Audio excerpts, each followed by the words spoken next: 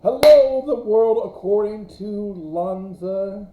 I am Andrew Lanza, and today is Friday, the 20th, 2025, and it's a great day to stay alive. So, two things are today, two events, two major events. One, it's summer solstice. So that means today is the longest day of the year. Tonight is the longest night, or the shortest night, or longest sunset. But if you're looking forward for football, we're just one day, we're getting closer, right? But it's good to have a break. I need a break. Um, about 2 months away until my Raiders come back. But that's beside the point. It's here and there. The Dodgers are doing good. The Dodgers are doing good. And something that's familiar with the Dodgers and another event that's happening today is that the Dodger Stadium is in Hollywood, which is right next to or close by Universal Studios.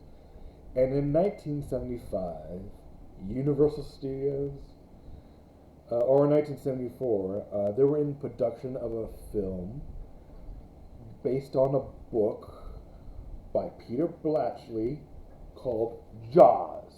And yes, today, without further ado, is the 50th anniversary of Jaws. Bum, bum, bum, bum, bum, bum, bum, bum. And many consider Jaws the first summer blockbuster. It is completely a summer blockbuster if you believe it or if you don't believe it. And since today is Jaws' 50th birthday, I'm going to put on, I have two shirts. You get to see my tattoo and you get to see my tank top. And now I'm going to put on my shirt and we're going to discuss Jaws for a little bit. Alright. Putting on the shirt live on the channel. Or not live on the channel. This is a really good shirt. Some cool things about Jaws. It's based on a book. I don't know if to me that know that the book is almost completely different than the movie. There's a love affair between Brody and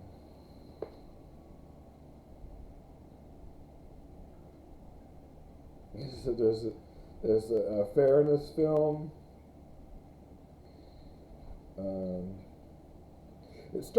The book starts off generally pretty. It starts off on the beach. I just read the first. I'm not reading it now because I have other books on my list, but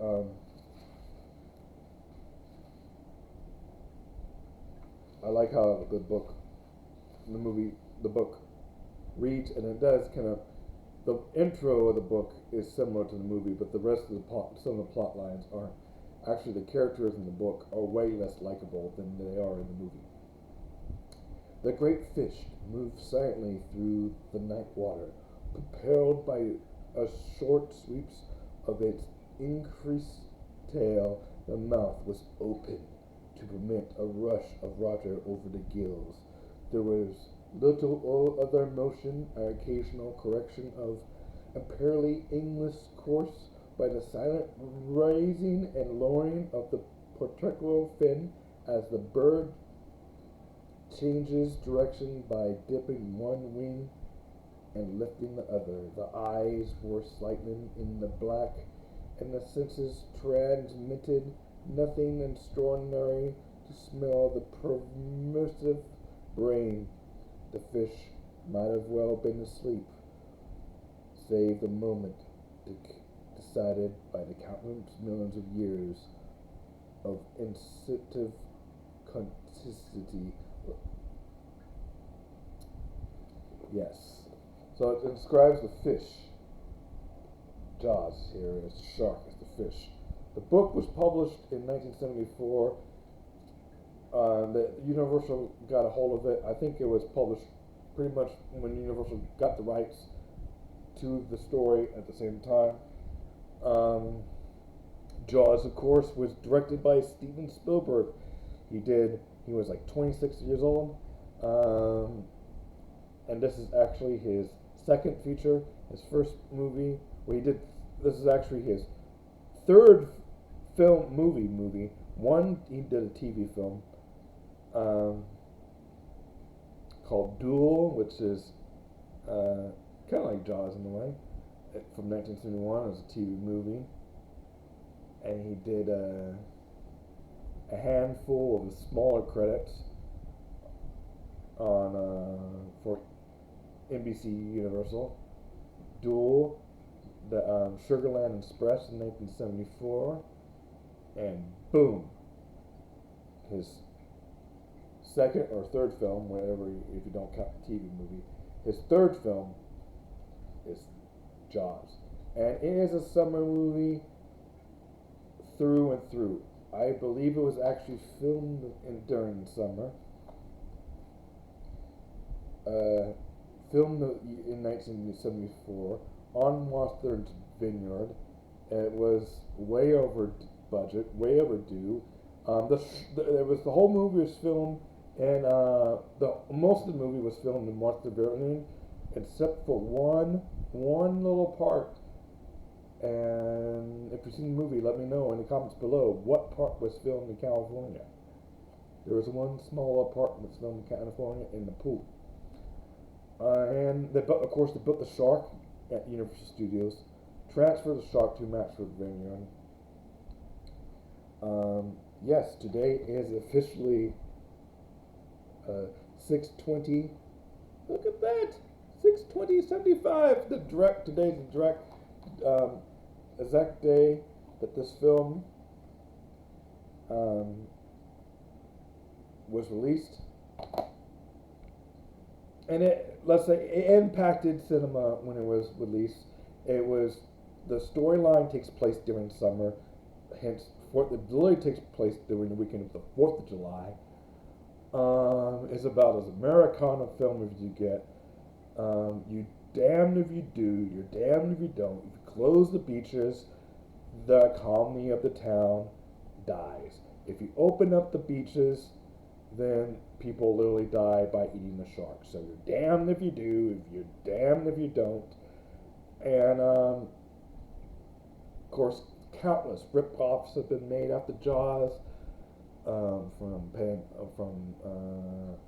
You watch The Meg, you watch its impact even on other Steven Spielberg films. Jurassic World has a throwback to Jaws. You could say it's kind of like an adventure film, horror film. It's like mixed genres.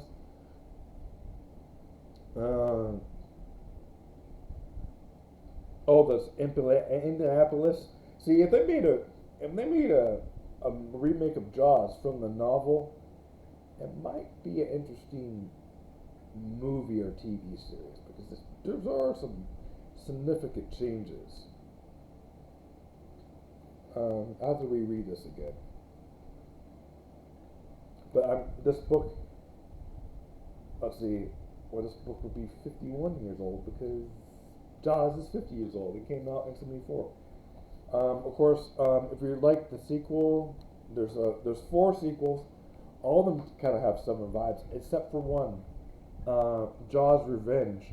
You could say it's the only Jaws Christmas movie, and it's starring Michael Caine, and it's considered one of the worst films ever made. But it's still kind of fun. It's very cheesy.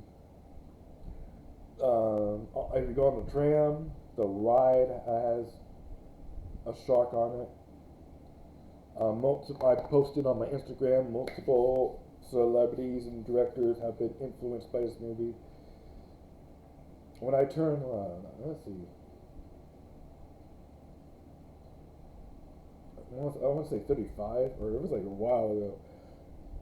A little while ago, my parents and my family and family and friends, we had a Jaws themed birthday party. It was pretty cool. We watched it out on.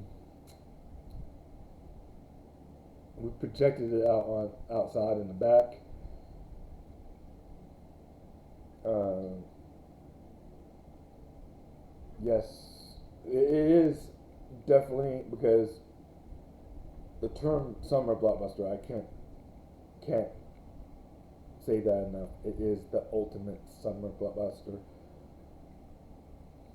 Um, oh, a fun fact. Another fun fact you might have known. Most of you movie fans, I'm just spilling what you say, reviewing what you already know. We're just doing a little review. But when Quint was given the story of the Indianapolis, the World War II story, the sharks in the water, and the devil's eyes, the blackest eyes, the evil eyes, you could tell that those actors looked like they were a little bit intoxicated.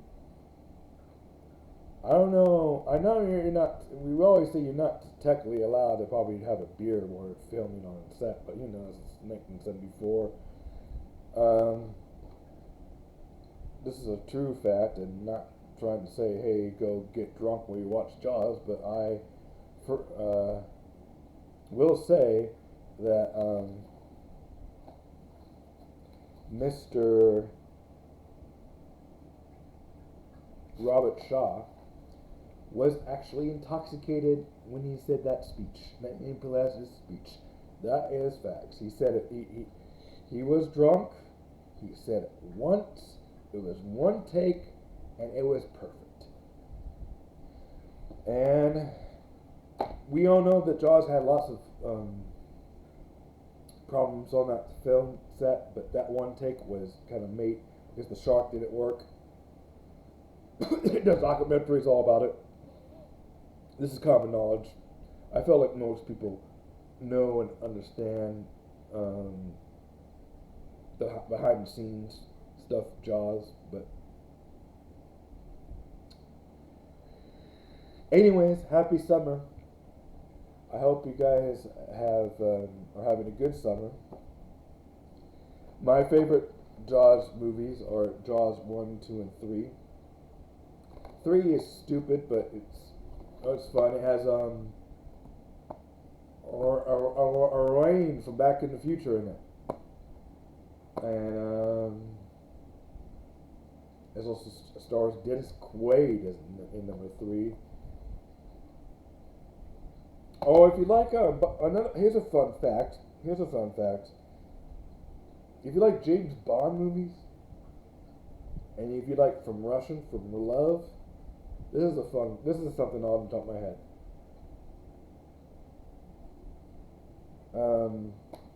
Sorry. Robert Shaw.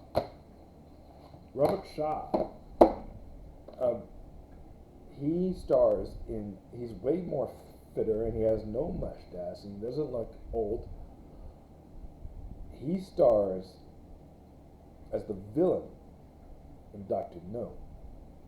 No, not in Doctor No. From Russia with Love, from 1963. So watch from Russia with Love, and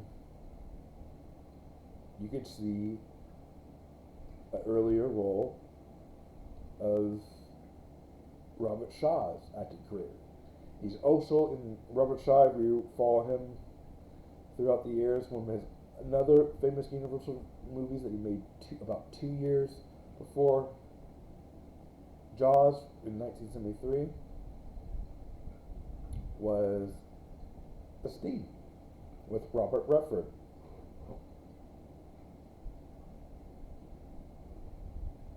And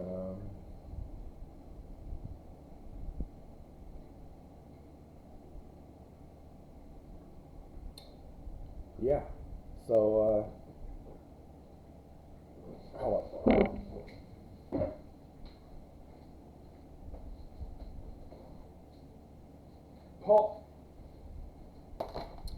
Robert Redford and Paul Newman. Robert Shaw was in this movie, The Sting, which won Best Picture in 1973. Sometimes I get a little brain freeze of actors. And I know all these actors, but I get a little brain freeze when I'm doing these videos, whatever. Alright, I see my posters up. It is the 50th anniversary of Jaws. Someone was telling me today, before I wrap this up, this is this fans. Fans were saying today that people, kids, audiences. I don't know if this is true. If you saw Jaws in the theaters, um, people say that people were sick, and the fear of going in the ocean was real. I know somebody who told me he was actually a professor at Cal State. He said he never seen Jaws. He's a communication professor, and he's literally afraid of sharks. He's literally afraid of sharks, and because he had people have dreams that the impact of Jaws literally kept people from going out in the ocean. I like to go in the ocean still, but damn it, I am cautious. Cautious. Um, let's see what else. So yeah, Jaws. It had lots of. It has lots of familiar films that you can watch now. The Shark Week coming up. The Meg 2, 40 Meters Down. Had a lot of rip-offs like Pirar and Orca. And what else is a good shark movie?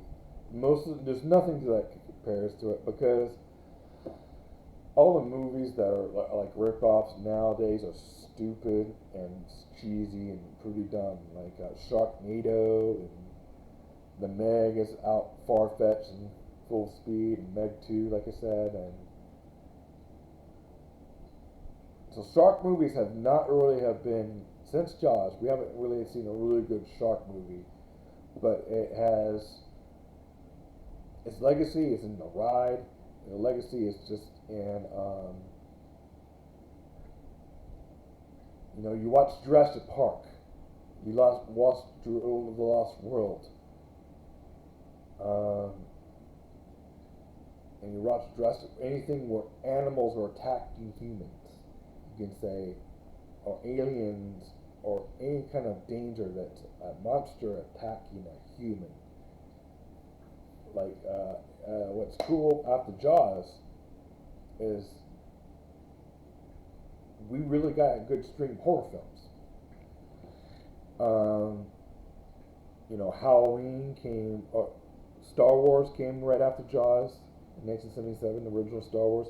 Halloween in 1978, Alien in 1979, and then we're just off to the races with all the movies in the 80s. And if you know, you know, the 80s and the 90s had a string of